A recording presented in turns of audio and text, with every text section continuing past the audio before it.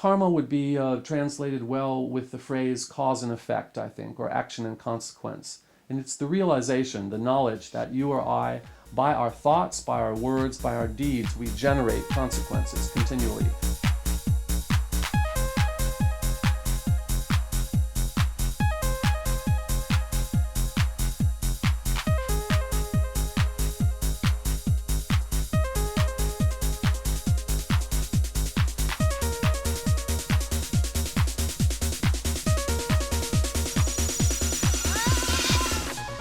We're all suffering from some kind of an illness. Call it reality, call it samsara, call it the human condition.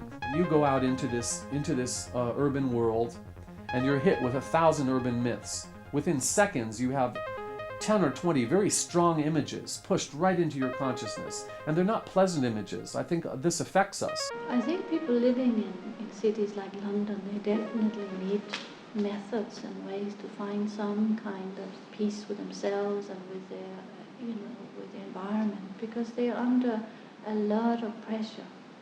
People living in London have so much stress and they're exposed to so much pressure.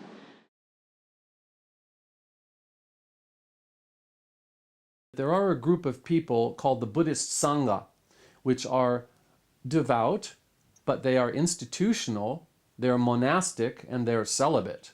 I became a Buddhist in 1977 and I became a nun in 1985. So about 6-7 years ago, I moved to London and started Samisong London. Then on the other hand, there are the tantric practitioners who are non-institutional, non-monastic, and non-celibate. I didn't want to be one of those weird Buddhists isolating myself from the rest of the world. But when I found this religion,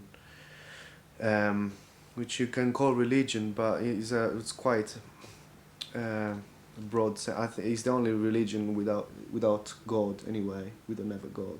We often get on opposite sides. There's a little war going on. As a nun, you don't drink. I do every normal thing everybody does, which is, listening to music. You don't have sex. Playing video games on computer. You don't go dancing. Going shopping. You don't wear makeup. Have sex. You shave your head. Get drunk. Why not? Anything really. Whatever I like. I don't have any restriction. I would like to have material things, and so would you, and this is sanctioned and blessed, because you would have, then it makes sense just to think you would have more to give to others with. I don't separate my life from material things. I actually use them. Try to give value to material things. There's a certain sort of instant gratification involved in having plenty of everything, but it's not actual true happiness. The thing, I think, is we don't want to get into the sense of hankering about the car. If only I had that money, that job. And this is very much a little rat race that Westerners get into.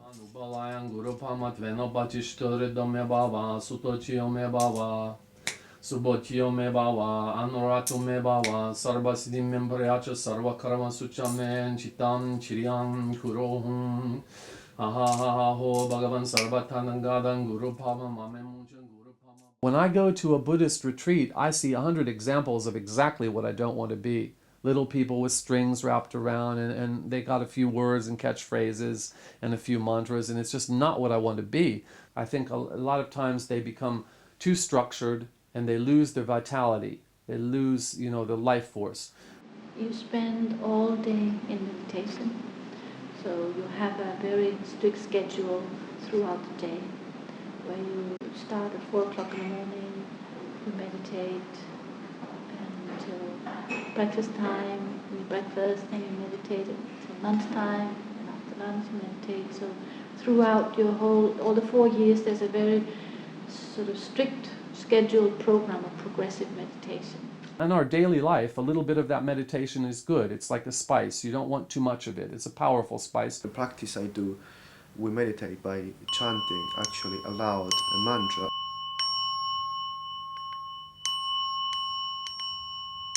We actually do it with the eyes wide open, conscious all the time.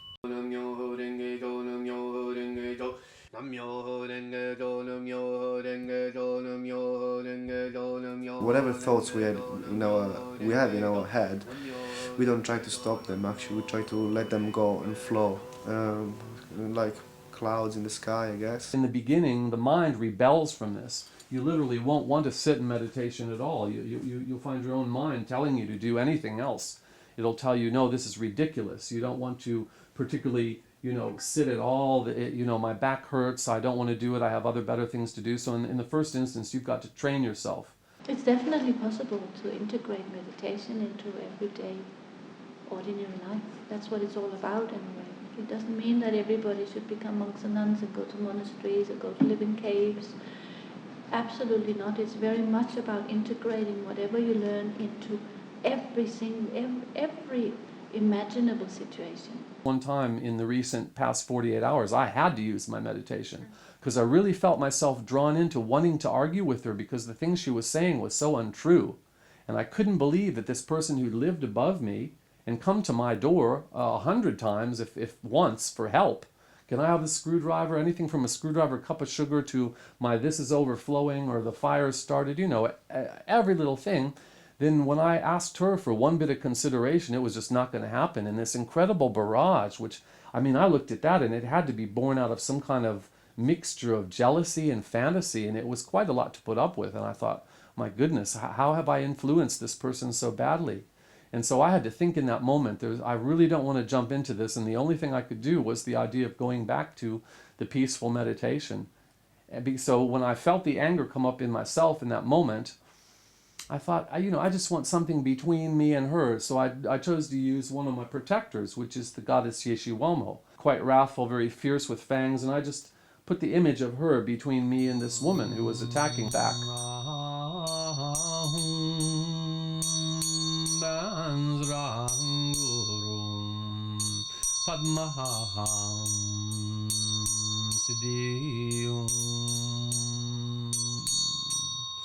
Om Ahom Vajrangurum Padmaham Siddhihum.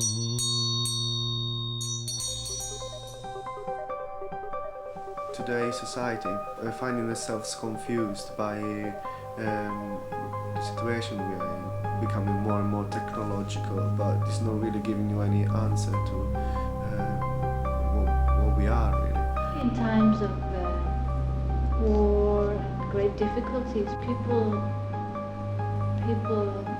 they ask more questions. I think what most people want in this life is happiness, so they don't get that. They're searching for it. And they are brought to face the reality of, say, death and great suffering. We need to know that we are going to die. We don't want to be neurotically involved with that concept and have it to be a monomania, but what we want to do is be aware of it because it makes the time more valuable, and we use our time differently, I think. I think that there's little argument if I told you you'd be dead in 2 years from a certain disease, you would use your time very differently from how you would use it if you never thought about death or dying until you became old. When through taming our own mind, living in the present, that's the first step to finding inner happiness. Do people need spirituality in today's age? They do. I think they need positive spiritualities. They need positive, wholesome paths. They need to learn that there's a place that they can come for refuge, that there's a sheltered place inside of them which is eternal. I feel happier, I have to say. Even if before I thought I was happy, although I had really miserable days sometimes, now I feel that whatever happens to me, I can really overcome it. I had to have a series of surgeries, and unhappily one of them, they were rather complicated orthopedic and neurological surgeries, and one of them went really bad and one of them had some complications, and because of there were infections involved, and it just took a long time to get back up on my feet. So I'd say, yeah, there were elements of this tantric Buddhist path that really helped me survive that. And there were times when I didn't know if I would survive it, but it helped me get through it one day at a time and get myself into today. No, we respect life. That's the only thing. That life is our most important, most precious thing. I think there are many people that practice something very similar to Buddhism, but they would never call themselves Buddhists. They just are basically good people. So a lot of Buddhism on the practical level is simply common sense. That's the only one, really.